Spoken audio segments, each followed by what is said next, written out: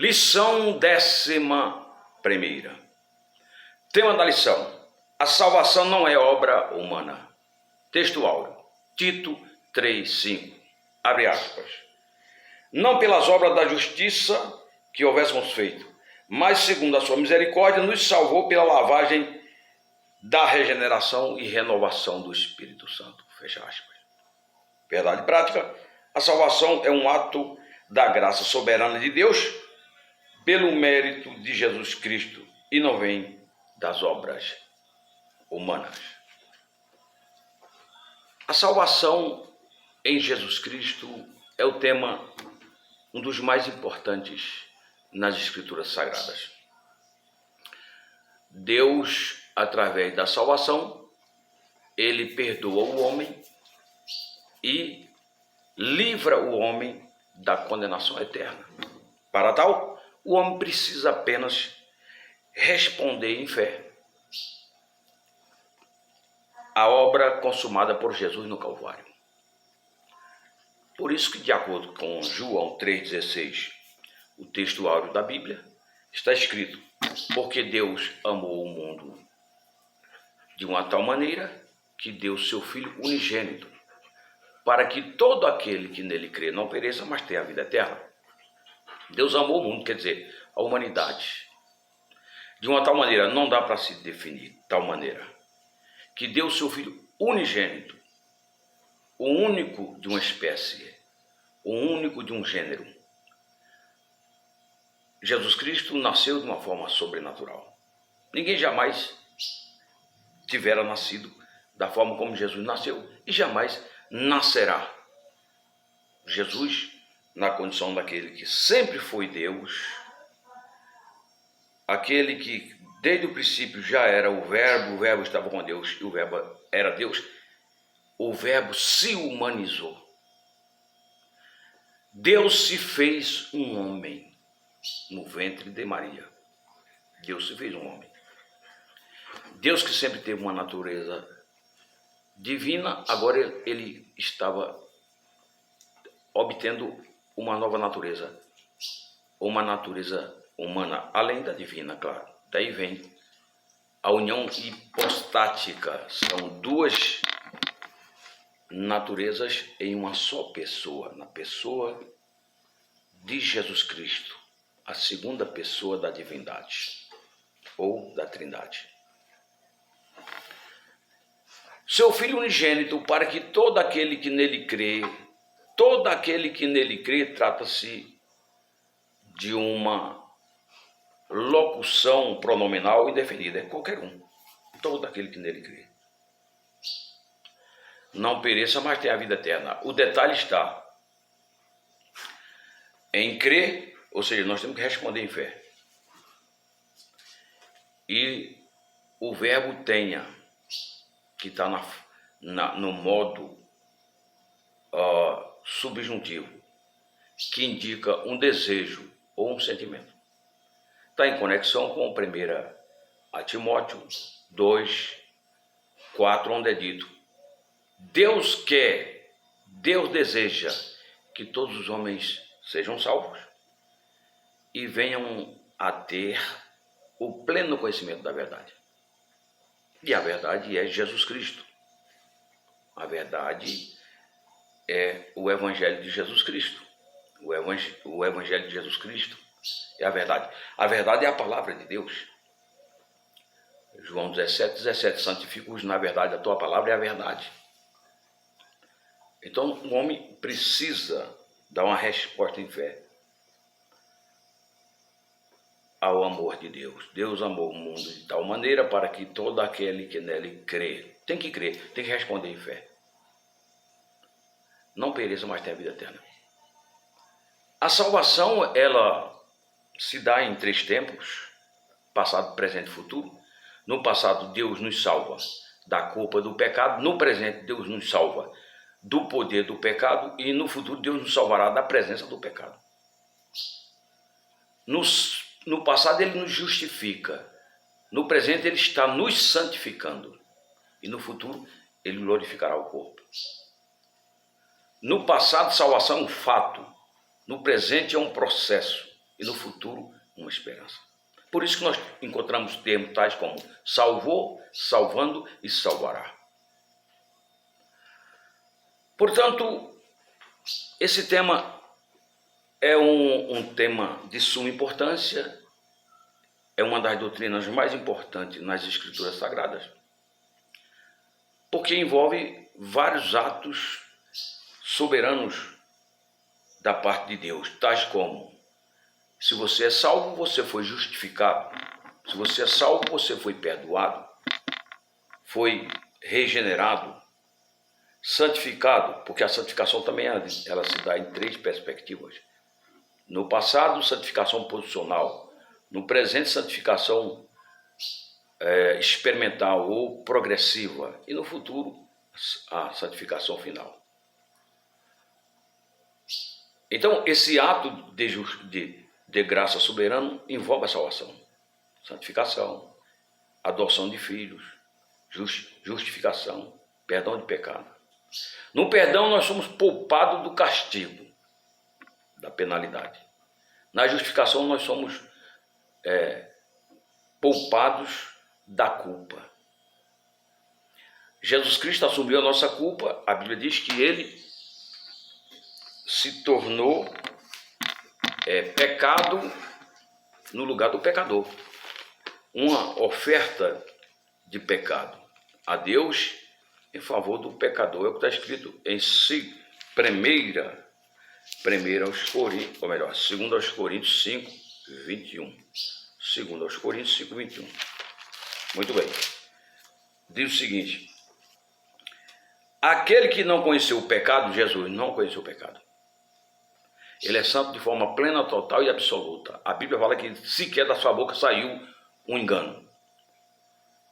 Aquele que não conheceu o pecado, vírgula, ele o fez pecado por nós, para que nele fôssemos feitos justiça de Deus. Então nós fomos feitos justiça de Deus através de Jesus Cristo. Jesus Cristo se tornou pecado para nós, um sacrifício, uma oferta de pecado ao Pai, e transferiu a sua justiça para nós. De acordo com Romanos 5, versículo 19, diz-nos o seguinte: porque como pela desobediência de um só homem, Adão, muitos se tornaram pecadores, assim também por meio da obediência de um só, a saber, Cristo, muitos se tornarão justos. Às vezes a gente ouve pessoas falarem: mas eu sou bom, eu sou uma pessoa cumpridora dos meus deveres. De fato, a pessoa, ela, do ponto de vista social, é irrepreensível. É quase que irrepreensível de forma plena. Muita gente são recomendáveis do ponto de vista social. Porém, a sua condição moral não tem nenhuma eficácia para fim de salvação, porque o Salvador único é Jesus. E Deus estabeleceu um padrão de conduta moral que vai além daquilo que o homem possa fazer, de mais bom, de mais ético, de mais justo. Para Deus não tem valor nenhum. Tem valor para fins da vida no âmbito temporal, para se viver em sociedade, mas em relação à salvação, só o sacrifício que Jesus realizou, porque satisfez o padrão moral estabelecido por Deus. Então é importante nós entendermos que existem pessoas que muitas vezes sequer creem em Deus, e são pessoas do bem, pessoas cumpridores das suas responsabilidades, dos seus deveres, são pessoas moralmente recomendáveis, socialmente recomendáveis. No entanto, ela está fazendo apenas para viver no âmbito das coisas aqui e agora, porque para fins de eternidade, vida com Deus, não tem valor nenhum. Por quê? Porque, de acordo com 64 de Isaías 64:6, nós temos o seguinte registro. Olha só, Isaías 64:6 diz o seguinte: mas todos nós somos como imundo, e todas as nossas justiças como trapo de imundícia. Todos nós murchamos como a folha, e as nossas iniquidades, como um vento, nos arrebatam. Não tem valor nenhum a justiça do homem diante de Deus. A única justiça que tem valor é a justiça oferecida por Deus através de Jesus Cristo. Jesus Cristo, sim. Justiça é o cumprimento da lei. Nós tínhamos desobedecido a Deus em Adão. Nós infringimos a lei de Deus. E Jesus veio reparar. O que que fala aqui em Filipenses? É Filipenses? Filipenses 3:9. Diz o seguinte: e ser achado nele, não tendo justiça própria, que procede da lei, senão a que é mediante a fé em Cristo, a justiça que procede de Deus, baseada na fé. Aqui nós temos dois tipos de justiça. Justiça baseada nas obras da lei, que a lei exigia, ou, se preferir, a justiça que o homem ele pratica com base num código de ética dele ou estabelecido pela sociedade, seja lá em que país for. É um tipo de justiça. E a justiça de Deus. Só que a justiça do homem tem valor nenhum. Para fins salvífico, só a justiça de Deus. Muito bem, então vamos aqui a um texto aqui que se encontra na leitura bíblica de classe. Vamos fazer um pequeno comentário, porque não vai dar para descrevermos o conteúdo, mas pelo menos esse texto aqui, eu creio que é de suma importância. Efésios 2, do 1 ao 10, versículo 1 diz o seguinte: e vos vivificou, estando vós mortos em ofensas e pecados. Jesus Cristo entrou na história de cada um de nós, que estávamos mortos em ofensas e pecados, e nos vivificou. É o que o apóstolo Paulo está falando, inspirado pelo Espírito Santo. Nós estávamos mortos nas nossas ofensas e pecados, porque de acordo com Romanos 6:24, 6:23 é dito: porque o salário do pecado é a morte. Então todos morremos, porque o salário do pecado é a morte, mas o dom gratuito de Deus é a vida eterna em Cristo Jesus, o nosso Senhor. Não é o que está escrito aqui? 6:23 aos Romanos, diz assim: porque o salário do pecado é a morte. O Adão pecou, juntamente com ele todos pecaram e consequentemente morreram. Mas o dom é presente, gratuito de Deus, é a vida eterna em Cristo Jesus, o nosso Senhor. No capítulo 3, versículo 23 é dito que todos pecaram e destituídos estão da glória de Deus. Pois todos pecaram e carecem da glória de Deus, ou estão destituídos da glória de Deus. No capítulo 5, versículo 12, aos Romanos é dito que o pecado veio por um homem e esse pecado se espalhou por todos os homens, por isso que todos pecaram e, consequentemente, morreram, espiritualmente falando. Quando Deus falou para o Adão que se ele comesse da árvore do conhecimento do bem e do mal, ele morreria, ele morreu espiritualmente, automaticamente. Foi quando ele foi retirado do jardim, que representava uma comunhão com Deus, uma vida de conexão com Deus. Porque morte, ela existe em três perspectivas. Morte espiritual é a desconexão do homem com Deus, a falta de comunhão do homem com Deus. O homem, quando quebra essa comunhão, ele passa a viver a sua independência de Deus, ele está morto. Por isso que quando o filho pródigo voltou, o pai falou: ele estava morto e reviveu, estava perdido e foi achado, porque ele saiu da presença do pai ali. O pai representando Deus, trata-se de uma parábola. E o filho pródigo representando a humanidade. Isso é a morte espiritual. A morte física, Tiago fala, assim como a fé sem obra é morta, o corpo sem o espírito está morto. É a separação do espírito em relação ao corpo. Eclesiastes 12:7 é dito que o corpo volta ao pó de onde veio e o espírito volta a Deus. Então a morte física. E a morte eterna é a segunda morte, chamada lá no Apocalipse, onde o homem ficará afastado eternamente de Deus, onde a Bíblia diz que será lançado dentro do lago de fogo. A morte eterna. Então, nós estávamos mortos espiritualmente falando.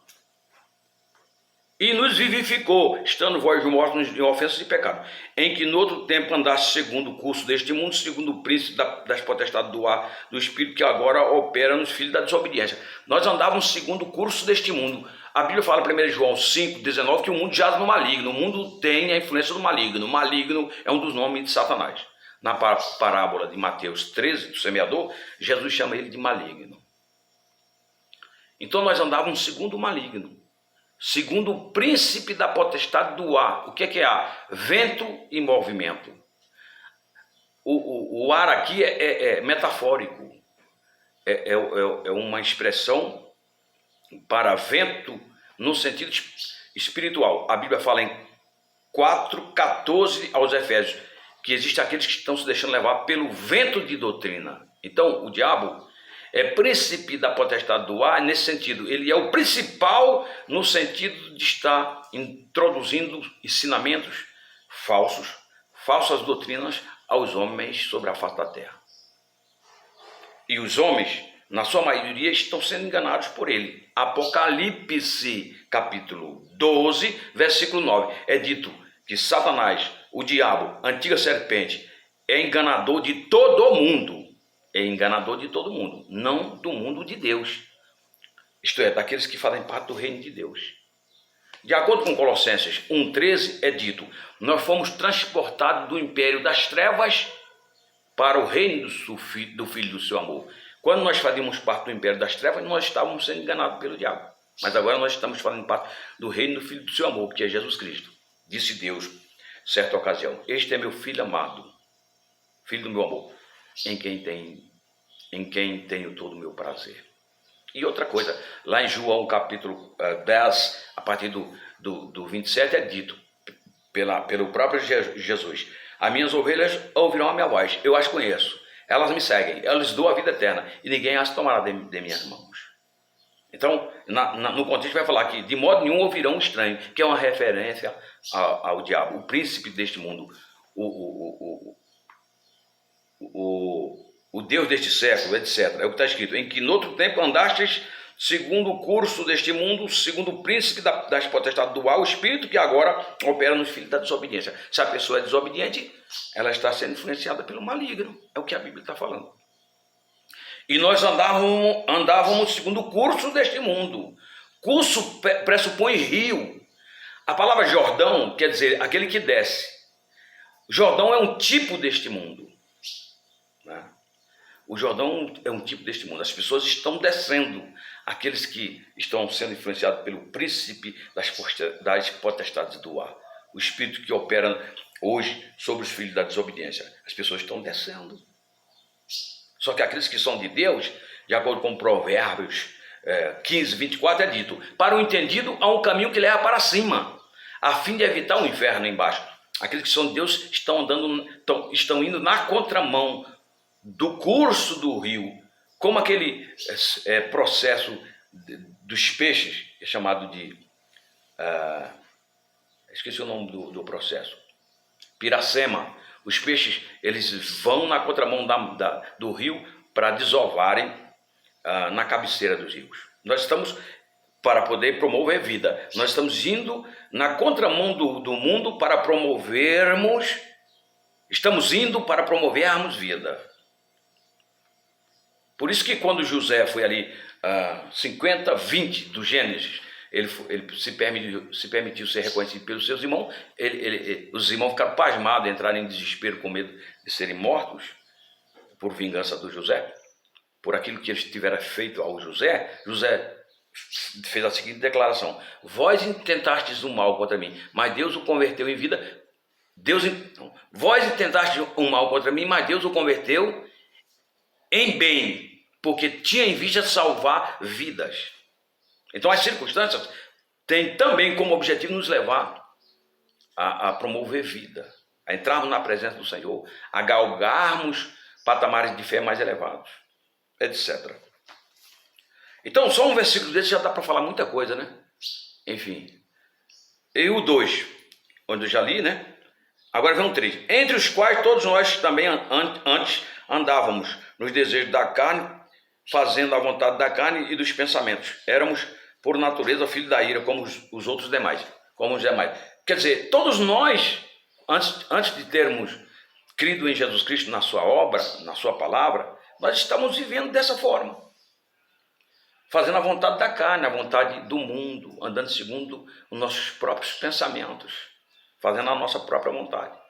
A Bíblia nos manda fazer a vontade de Deus, que é boa, agradável e perfeita. Romanos 12, versículo 2. E não a nossa vontade, que é o contrário da de Deus, é má, desagradável e imperfeita. Mas era isso que nós fazíamos, até termos um encontro com Jesus pela fé. Versículo 4. Mas Deus que é riquíssimo em misericórdia, pelo muito amor com que nos amou, estando nós ainda mortos em nossas ofensas, e nos vivificou juntamente com Cristo. Pela graça sois salvos. Então Deus, ele nos salvou. Usou da sua misericórdia. Lamentação 3, 22. As misericórdias de Deus são a causa de nós não sermos consumidos, porque se renovam cada manhã. Misericórdia é um termo latim, miséria e córdia. Corda, sentimento. Córdia, sentimento. Coração. E miséria, é o pecado. Deus nos colocou o coração na nossa miséria e nos arrancou de lá através do Espírito Santo, que nos convence do pecado, da justiça e do juízo. João 16, 8 ao 11. Então, versículo agora do 6 ao 10. E nos ressuscitou juntamente com ele e nos fez assentados em lugares celestiais em Cristo Jesus. Nós estamos assentados com Cristo em regiões celestiais. Ou seja, nós estamos vendo uma dimensão diferenciada. Não apenas essa dimensão física, do mundo real, do mundo palpável. Nós estamos vivendo uma vida pela fé, uma vida de fé. Por isso que é chamado de regiões celestiais. Assentados com Cristo. É vida de fé. É uma nova dimensão que nós estamos experimentando através dessa espiritualidade que estamos vivendo. Fé em Deus na sua palavra. Né? E nos ressuscitou juntamente com ele. Pela fé, nós fomos ressuscitados. Colossenses 3, 1 a seguir.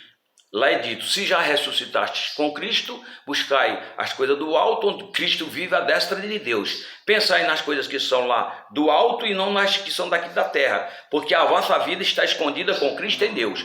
Quando Cristo se manifestar, vós vos manifestareis com ele em glória. Nós estamos escondidos com Cristo. Estamos vivendo essa dimensão espiritual.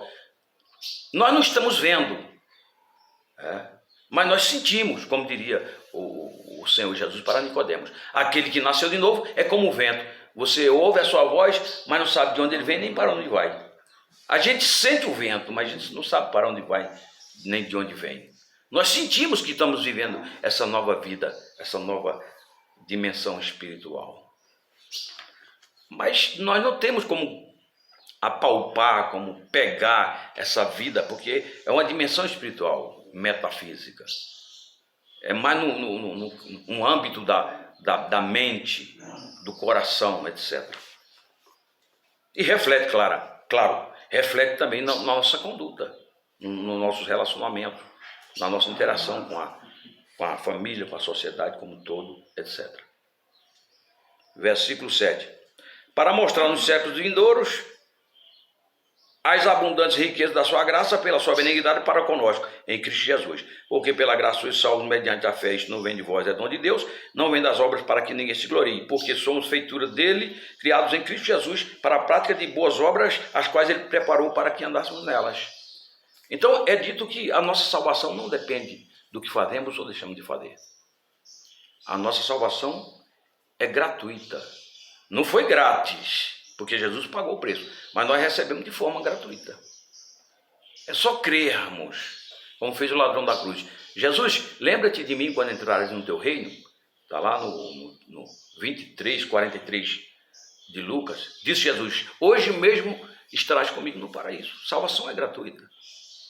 A graça está sendo oferecida, como diria Tito, capítulo 2, versículo Tito 2,11, está sendo oferecida ao mundo todo.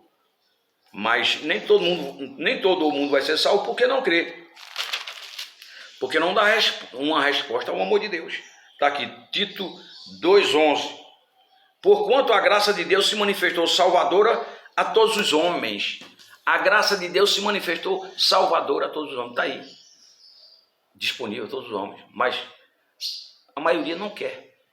A maioria esmagadora não quer Jesus. Por isso que alguém disse o seguinte, que a salvação é suficiente para salvar o mundo todo, mas é eficiente apenas para com aqueles que creem. Deus nos abençoe.